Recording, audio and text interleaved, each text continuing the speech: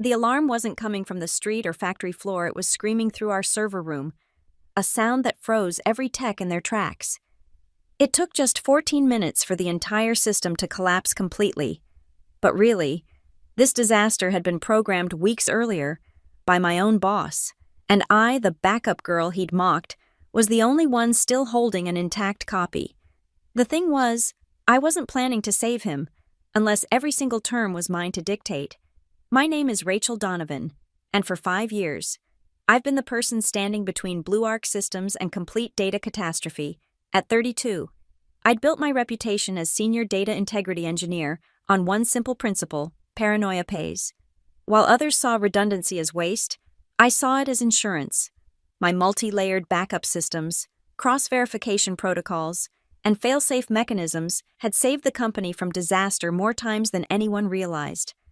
The guys in DevOps called me Fort Knox, sometimes as a compliment, often as a joke. They'd laugh about my doomsday prepping whenever I insisted on triple-checking deployment scripts or maintaining what they considered excessive backup layers. But I'd seen too many companies burn because someone thought they were too smart for basic precautions. In the world of data, you're either paranoid or you're lucky, and luck always runs out. Our Denver office hummed along predictably until the day Ethan Cole walked through the door. Fresh from some hot startup that had burned through venture capital like kindling, he came in as our new director of engineering operations with a mandate to disrupt outdated thinking. He had that particular swagger of someone who'd mistaken a bull market for genius, carrying himself like he'd personally invented agile methodology. During his first all-hands meeting, Ethan stood at the front of our conference room, designer sneakers planted wide, gesturing at a slide titled "Streamlining for Success." His eyes swept the room, but lingered on me when he started talking about security theater and productivity blockers.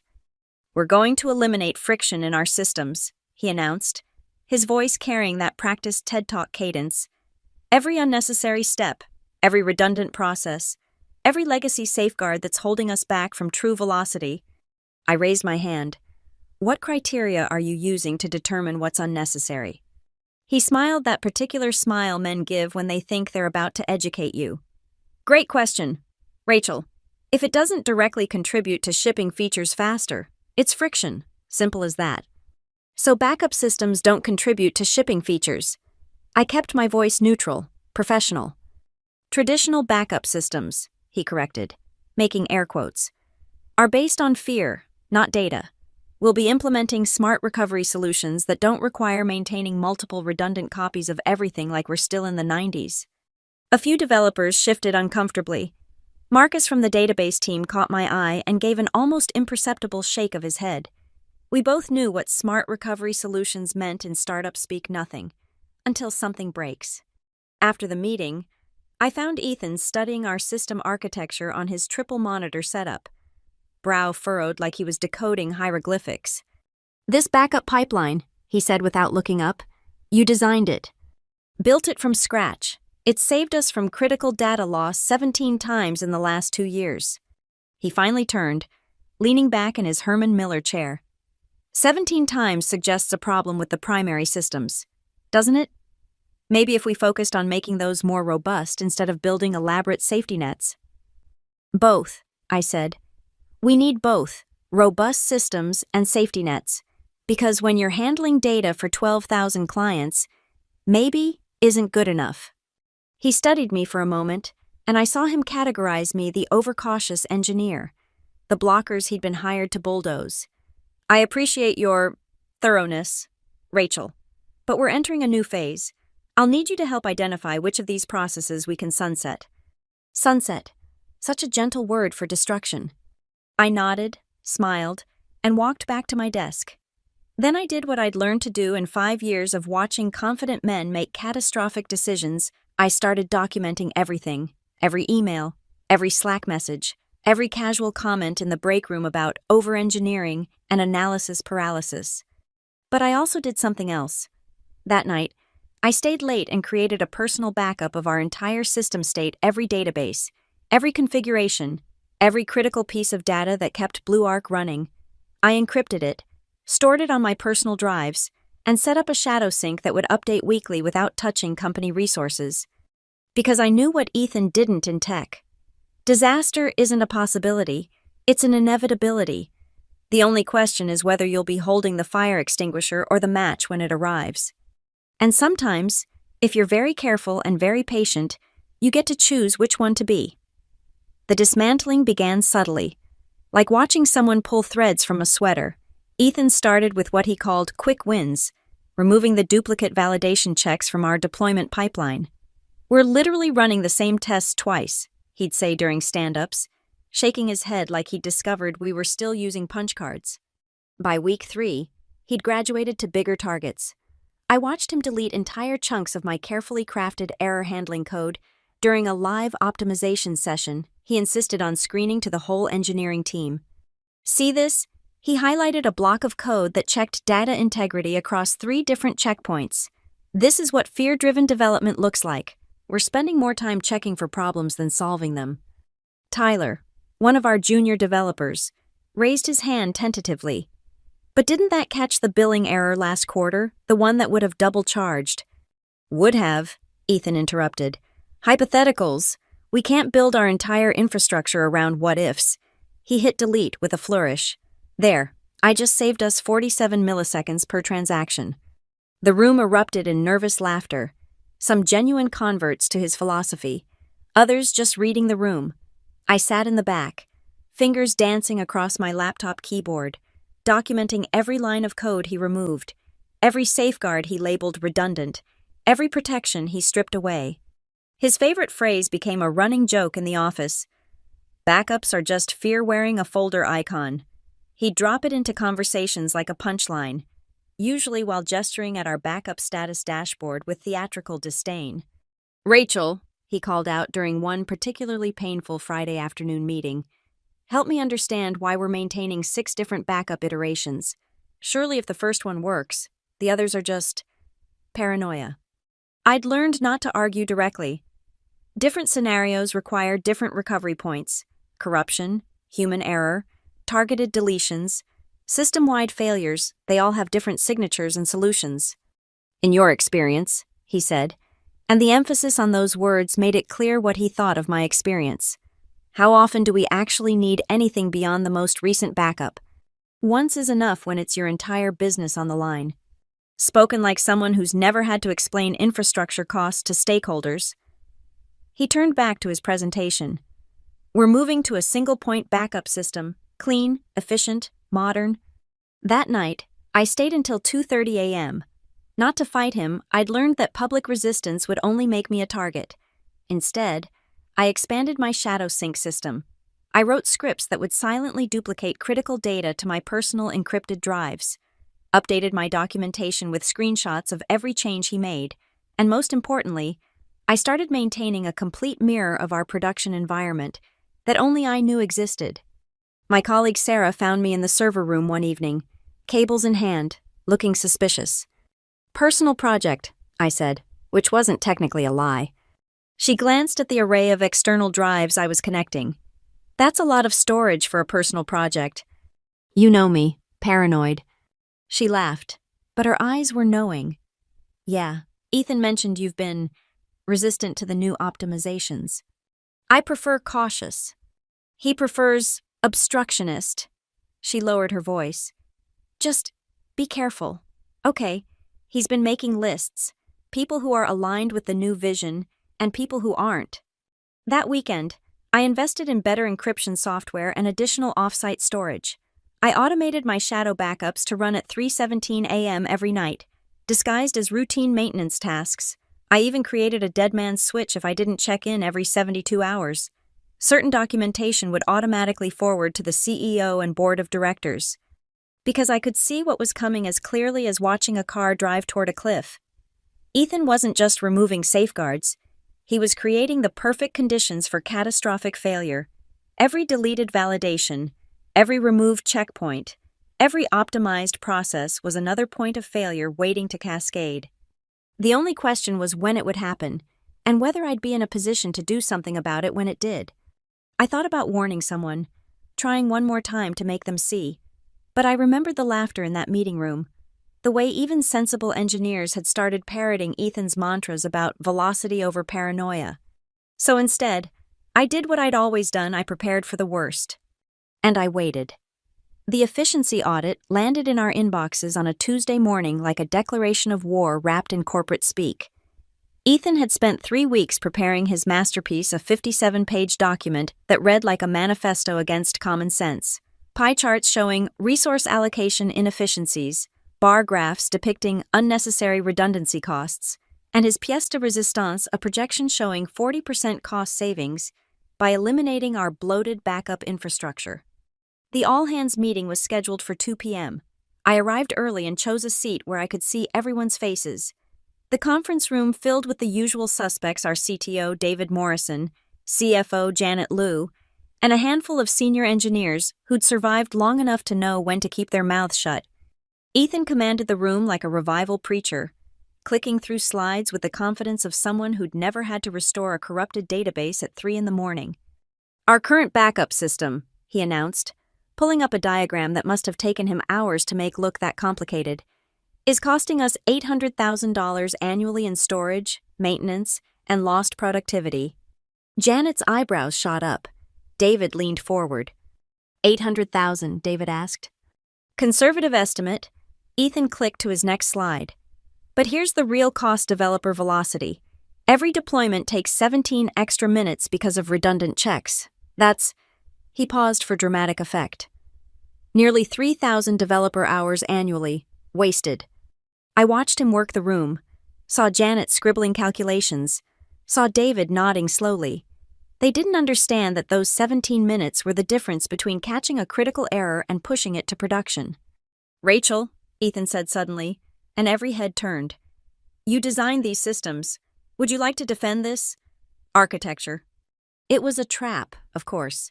Defend it and look like a dinosaur clinging to outdated methods. Stay silent and tacitly approve its destruction. I'd be happy to explain the risk mitigation each component provides, I said evenly. If the board wants a detailed breakdown of prevented incidents.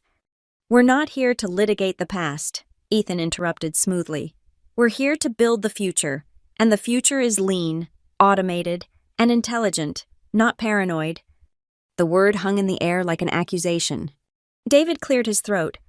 What exactly are you proposing, Ethan? Complete modernization. We sunset the nightly backups. They're redundant with our real-time replication. We eliminate the multi-stage validators. Our code review process makes them obsolete. And we remove the cross-system checks that are slowing down every single transaction. Timeline, Janet asked, already sold on the cost savings. I can have the legacy systems decommissioned by end of quarter. We'll run a pilot program first. Of course, limited scope, measured results. I knew then that I'd lost. The pilot program would show exactly what Ethan wanted it to show, because he'd design it to avoid every edge case, every real-world scenario that made those safeguards necessary. Any concerns? David asked the room, his tone suggesting he didn't expect any. I stayed silent. Marcus from Database Ops shifted in his seat, but said nothing. Sarah stared at her laptop screen. The junior developers didn't even understand what was being proposed. Excellent. Ethan, move forward with the pilot. Rachel, I'll need you to assist with the transition. Your institutional knowledge will be valuable. After the meeting, I didn't go back to my desk. Instead, I went to my car and sat in the parking garage for 20 minutes, thinking. Then I drove to a FedEx office and printed out hash codes for my latest complete system backup SJ256 checksums for every critical component, timestamps down to the millisecond. I sealed them in an envelope and locked it in my glove compartment. That evening, I ran one final complete backup of everything, not just data, but configurations, access logs, deployment history, even Slack archives. 68 terabytes of information compressed and encrypted, distributed across 3 separate physical locations.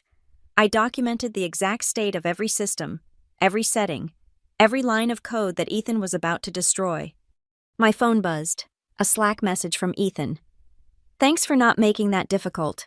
I know change is hard, but you'll see this is going to transform how we work. I typed and deleted a dozen responses before settling on, I understand. Because I did understand. I understood that he was about to light a fuse on a bomb he'd built himself. I understood that when it detonated, he'd look for someone else to blame, and I understood that I would be ready.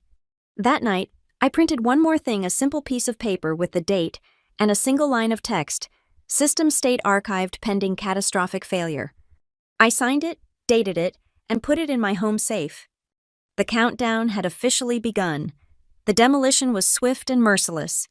Ethan approached our infrastructure like a conquistador, burning ships, no retreat, no hesitation, no mercy for the legacy mindset he was determined to eradicate. I watched him delete our regression test suite during a lunch and learn session, his fingers dancing across the keyboard while he lectured about intelligent testing strategies. The code I'd spent months perfecting vanished line by line as he explained how manual QA was more aligned with agile principles. "See this function?" He highlighted a critical validation check that ensured customer IDs matched across our CRM and billing systems. "This is checking something that should never be wrong in the first place. It's like wearing a helmet in your living room." Delete. Just like that, our last safeguard against phantom charges disappeared. By the third week of his optimization sprint, he'd gutted every protective measure I'd built. The careful orchestration of checks and balances, the graceful error handling, the intelligent fallbacks, all sacrificed on the altar of velocity. I ran private tests on my local environment, replicating the new system exactly as Ethan had redesigned it. The results made my stomach turn. Without the cross-system validation, a simple race condition could duplicate customer records. Without the regression suite, a typo in a SQL query could cascade through the entire database. Without the automated rollback triggers, a bad deployment could corrupt data faster than anyone could hit the kill switch. But I said nothing. I documented everything. During team meetings, Ethan would pull up metrics showing deployment times dropping from 40 minutes to 12. The engineering team cheered. He'd show graphs of developer happiness scores trending upward. More applause. "Rachel's been invaluable during this transition," he announced during one stand-up, his smile sharp as broken glass. "She's provided detailed documentation of all the inherited systems we're phasing out." The way he said inherited made it sound like a disease. That afternoon, he called me into a one-on-one meeting in the fishbowl conference room, glass walls on all sides. Nowhere to hide. "I want to be transparent with you," he began, which in my experience meant the opposite. "Your role is evolving. With our new streamlined approach, we need fewer people focused on redundancy and more on innovation. You're reassigning me." "Refocusing. I think your skills would be better utilized in our new rapid deployment team. Less architecture, more execution." Less authority to stop him, he meant. Less access to see what was breaking until it was too late. "Of course," I said. "When do I transition?" "Monday. I'll need your admin credentials by end of day Friday. Security policy, we're rotating all privileged access." He was cutting me off from the systems entirely. Smart, if he'd thought to do it 3 weeks earlier, but my shadow infrastructure was already complete, my monitoring scripts already in place. I could watch every byte of data moving through BlueArc servers from my laptop at home. That night, during Ethan's weekly innovation hour, his mandatory brainstorming sessions that everyone secretly called propaganda hour, he demonstrated his latest improvement. He pulled up our deployment script on the main screen and began deleting what he called pessimistic error handling. "Watch this," he said, highlighting a block of code that would gracefully fail if the database connection dropped. "This assumes failure, but our uptime is 99.9%. We're wasting cycles planning for something that almost never happens." Delete. "But what about that 0.1%? Marcus asked quietly. Ethan's smile was patronizing. "That's what monitoring is for. We respond to actual problems, not theoretical ones." I watched him remove safeguard after safeguard. Each deletion met with forced enthusiasm from a team that knew their jobs depended on being aligned with the vision. When he deleted the automated backup verification scripts, the ones that ensured our backups were actually restorable, I had to bite my tongue to keep from laughing. He'd just removed the smoke alarm because he was tired of checking the batteries. That weekend, I made one final sweep. I copied every piece of documentation about the original system design, every email where I'd warned about potential failures, every Slack message where Ethan had dismissed concerns. I exported our complete deployment history, showing exactly who had made which changes and when. Most importantly, I ran one last full backup at 11:59 p.m. on Sunday night, capturing the system in its final optimized state. I calculated checksums, verified integrity, and stored copies in 3 separate locations. Then I updated my resume, not because I planned to leave, but because I wanted it ready when the inevitable happened, when asked why I was leaving Blue Arc. I'd need a story that didn't include, "I watched my boss build a doomsday device and decided to stick around for the explosion." Monday morning, I handed over my admin credentials and accepted my new role with grace. Ethan practically glowed with victory, probably already composing his LinkedIn post about driving organizational change and eliminating friction in legacy systems. I smiled, shook his hand, and didn't mention the dead man's switch I'd activated that morning, the one that would alert me the instant any critical system failed.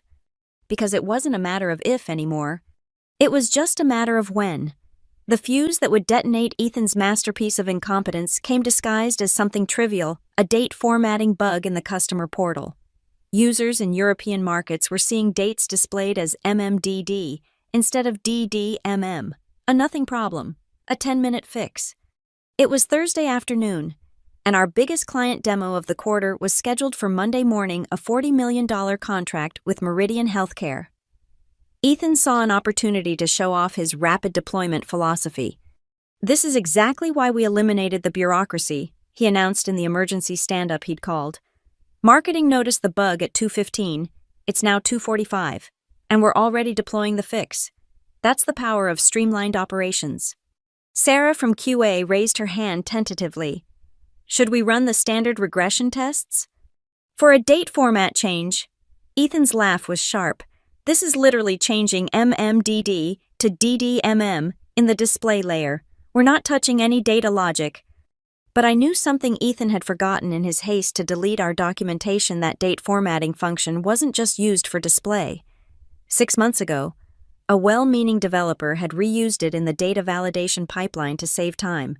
It was buried deep in the codebase, a connection that would only show up if you ran the full regression suite, the one Ethan had deleted 3 weeks ago. I sat at my new desk in the rapid deployment team corner, fingers hovering over my keyboard.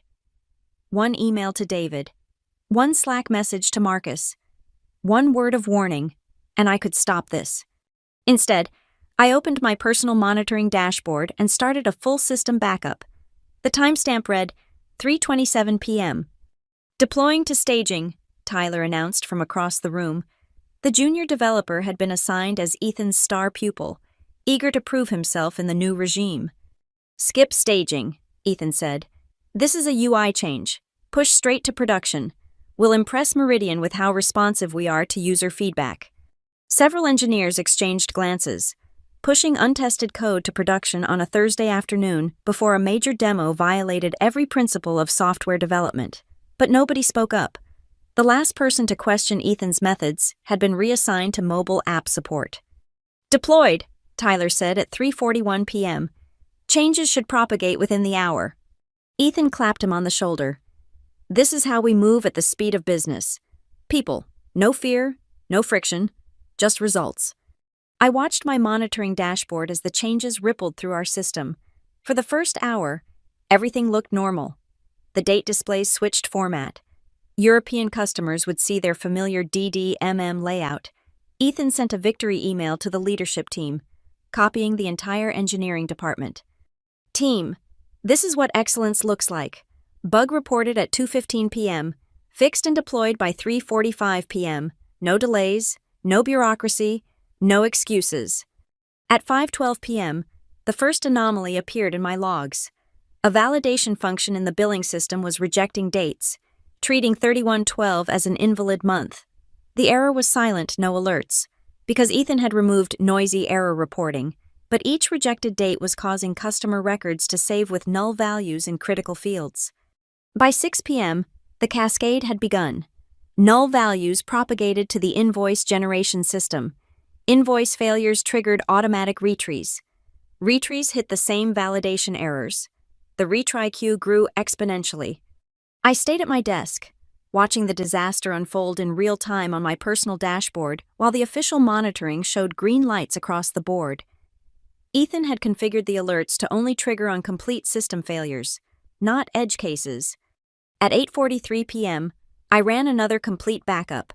This one was special. It captured the system in its broken state, preserving evidence of exactly how the failure had propagated. Every corrupted record, every failed validation, every null value spreading like digital cancer through our databases. Ethan left the office at 6:30 p.m., posting a LinkedIn update about shipping fast and fixing things. The irony was lost on him that he'd gotten the famous motto backwards.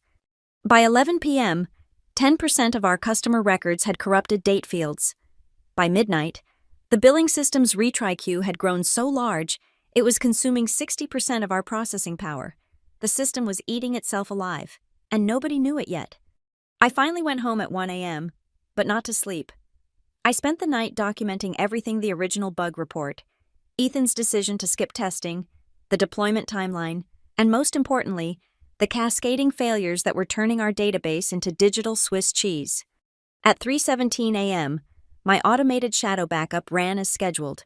Capturing another snapshot of the deteriorating system, I labeled this one Pre-Apocalypse in my personal notes.